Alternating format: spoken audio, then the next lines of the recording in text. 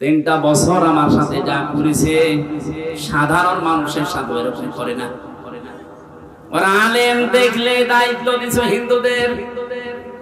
আমার দায়িত্ব পড়েছিল দেবদুলাল, সুব্রত বালা, চণ্ডীদাস, কি সুন্দর নাম। দেখলেই বোঝা যাচ্ছে যে আমার প্রতি রহম করবে। আচরণই ওইরকম।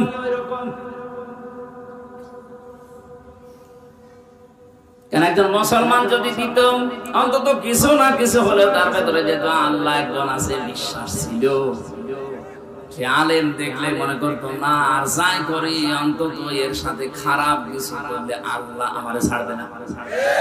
আমার মানুষকে দিয়েছে তো আল্লাহ পরকাল জানে না। আলেম ওসা জালেমতা। মাটির নিচে নিয়ে আমার 11 ঘন্টা টাঙিয়ে রেখেছিল।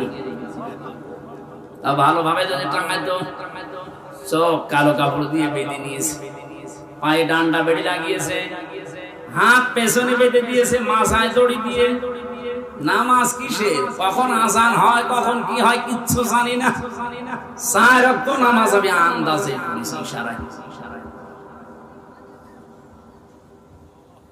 আলেমদের সম্মান করা, শ্রদ্ধা করার দরকার ছিল আপনার। আর আপনি দাবি করেন আমি নবীর উম্মত, বেহেশতে আমার অধিকার আছে। হ্যাঁ, অধিকার আপনার আছে, জাহান্নামে আছে। কারণ আপনি নবীর উম্মতই হতে পারেননি এখন। এই নবীর উম্মত হওয়ার জন্য যে 2টা গুণ বললাম, এই 2টা গুণ মানুষের আছে, অধিকাংশ মানুষের নেই। আল্লাহ তুমি আমাদেরকে এই 2টি গুণ অর্জন করার তৌফিক দাও, বলে না আমি আর নিচে নামলাম না। কথার অর্থ বুঝতেছেন? এটা রবিউল আউয়াল মাস, বিশ্ব নবীকে নিয়ে যা আরম্ভ হয়েছে আমাদের বাংলাদেশ, ভারত আর পাকিস্তানে, এটা বেশি অতিরঞ্জিত হয়ে যাচ্ছে। কেউ বাড়াবাড়ি করতে করতে এত উপরে তুলছে, আর কেউ ছাড়াছাড়ি করতে করতে একেবারে ছেড়ে দিচ্ছে না। আমাদের মধ্যম পন্থা জাতি বানিয়েছেন আল্লাহ। ওয়াকাযালিকা জাআলনাকুম উম্মাতাও ওয়াসাতা, তোমাদেরকে আমি মধ্যম পন্থা জাতি বানিয়েছি। বাড়াবাড়ি করা যাবে না কোনো বিষয়ে, ছাড়াছাড়ি করে একেবারে ছেড়ে যাওয়া যাবে না, মাঝামাঝি থাকতে হবে। আমরা যাদেরকে বড় আলেম মনে করি, আল্লাহর ভাষায় এগুলো বড় জালেম। আলেম কারা?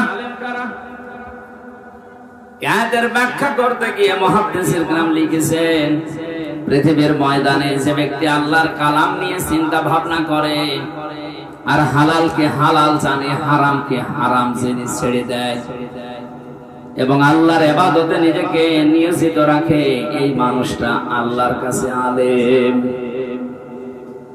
দ্বিতীয় হাদিসে আয়াতের পক্ষে এসেছে, আল্লাহর নবী বলেন কিয়ামতের দিন আল্লাহ যখন বিচার আরম্ভ করবেন, প্রথম নাম্বারে আল্লাহ পাক নিজের সামনে মানুষকে দাঁড় করাবেন, স্রেফ একা একা। কোরআনে কারীম জানিয়েছে, ওয়া কুল্লুহুম আতিহি ইয়াউমাল কিয়ামাতি ফারদা। সূরা মারিয়ামের 95 নম্বর আয়াতে আছে, কিয়ামতে প্রতিটি মানুষ আমি আল্লাহর সামনে দাঁড়াবে। কয়জন করি বলেন বলেন বলেন বলেন। আপনি নিজের কাছে এবার আয়াতটার সামনে নিয়ে ভাবেন তো, কিয়ামতের প্রথম বিচারের যে ধাপ শুরু হবে, বাংলাদেশে আমরা বিচার দেখি কয়েক রকম। নারায়ণগঞ্জের ম্যাজিস্ট্রেট কোর্টে একরকম বিচার হয়, এরপরে আছে জজ কোর্ট, এরপরে আছে হাই কোর্ট, এরপরে আছে সুপ্রিম কোর্ট। রায় এদেশে 4 প্রকার হয়। ম্যাজিস্ট্রেট কোর্ট থেকে যদি আপনি ন্যায় বিচার না পান, বলতে পারবেন না যে আমি ন্যায় বিচার পাইনি, আমি এই বিচার মানি না। এটা বললে আপনার বিরুদ্ধে মামলা হবে, রাষ্ট্রদ্রোহী। এতটুকু বলার ক্ষমতা আপনার আছে যে আমি ন্যায় বিচার পাইনি, আমি উপরে যাব। যান, কোথায় যাবেন? জজ কোর্টে যান। জজ কোর্ট থেকে যদি আপনার বিরুদ্ধে রায় আসে, আপনি এতটুকুই বলতে পারবেন যে আমি ন্যায় বিচার পাইনি। যদি বলেন এই বিচার আমি মানি না, মামলা হয়ে যাবে। কথা বুঝতেছে? এরপরে আরেকটা জায়গায় যান, হাইকোর্টে।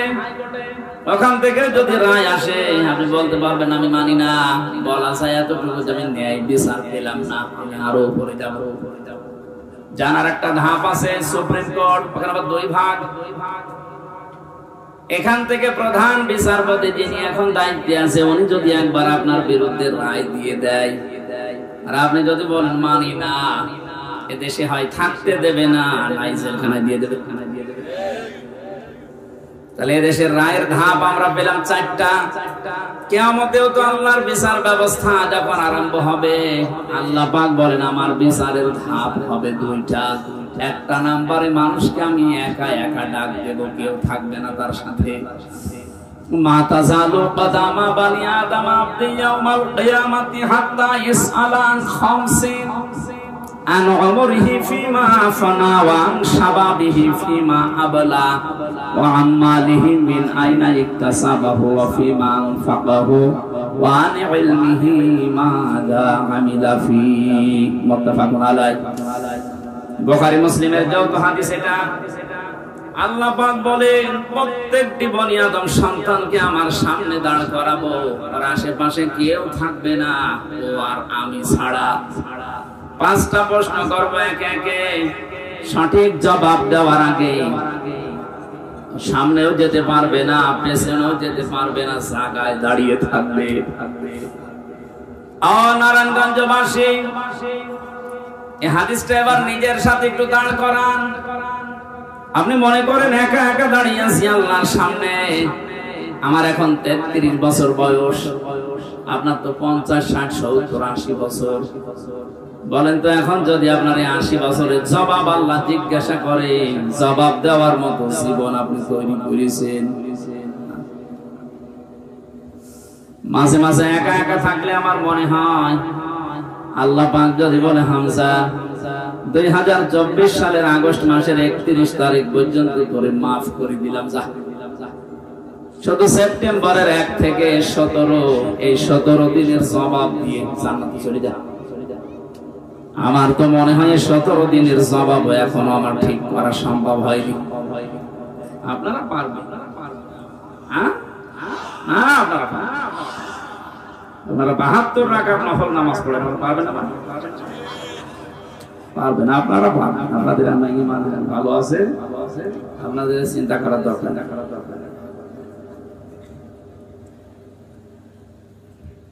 আমি একটু দাবি করছি যে ঘন্টাখানেক আপনারা কথা বলবেন, যাই করেন, দাঁড়িয়ে থাকেন, বসে থাকেন, চলে যদি মন বলে চলে যাবেন, কিন্তু কথা বলবেন না। এটা রাখা যাবে না, এটা রাখা যাবে না।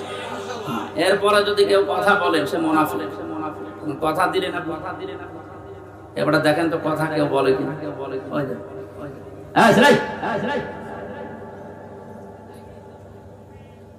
দেখা যদি না যায় কালকে ইন্টারনেট থেকে নামিয়ে দেন, তার কথা বলবেন।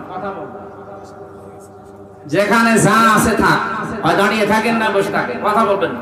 একটাই অনুরোধ আমার, কথা বলবেন। খুব জরুরি হলে ইশারায় করবেন। নারায়ণগঞ্জবাসী, আমি আমার ঈমান থেকে কথা বলছি। আমি যেটা বাস্তবে দেখতে পাচ্ছি, কোরআনের চোখ লাগিয়ে এইটা জানাচ্ছি। কাবা শরীফ তাওয়াফ করার সময় দেখছিলাম 6ষ্ঠ চক্করে মানুষেরা এই একটা দোয়া আল্লাহকে শোনাচ্ছে। হাজরে আসওয়াদ থেকে রুকনে ইয়ামিনী এই জায়গাটা পার হওয়ার সময় দোয়াটা মানুষ পড়ে, আল্লাহুম্মা ইন্না আলাইয়া হুকুকান ফীমা বাইনি ওয়া বাইনিকা।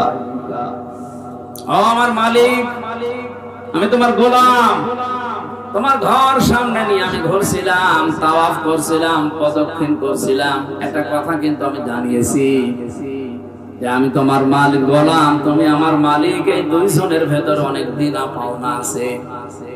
আমি গোলাম হিসাবে যা যা তোমার কাছে পাবো সব তুমি দিয়ে দিয়েছো।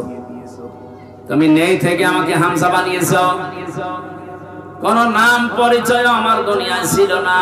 হাল আতা আলাল ইনসানি আইনুম মিনাদ দাহরি লাম ইয়াকুন শাইআম মাযকুরা।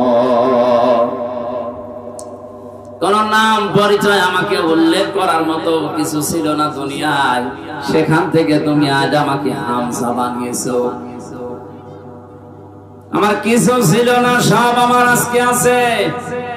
যা পাওয়ার আমি বান্দা হিসাবে, গোলাম হিসাবে সবই তো পেলাম, কিন্তু তুমি আমার মালিক, তুমি তো কিছু দাবি করো আমার কাছে,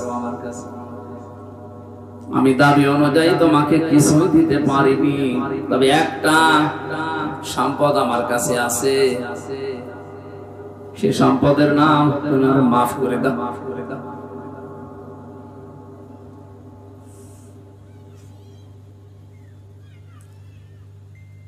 এই শব্দটা বলতে যত সহজ মনে হচ্ছে, এটা বাস্তবতায় অত সহজ না। এটা যাদের জীবনে সেট হয়ে গেছে, ওদের জীবন পরিচ্ছন্ন করে দিয়েছে আল্লাহ। যে মানুষগুলো ভেবেছে যে আমি দাঁড়িয়ে থাকবো আল্লাহর সামনে, কি জীবন তৈরি করলাম আমি, সাজাতে পেরেছি তো হিসাব দেওয়ার মতো, এই মানুষটার জীবনের দিকে তাকান। শত শত মানুষের জীবন এরকম পড়েছি আমি, হযরত ওমর একজন তার ভেতরে।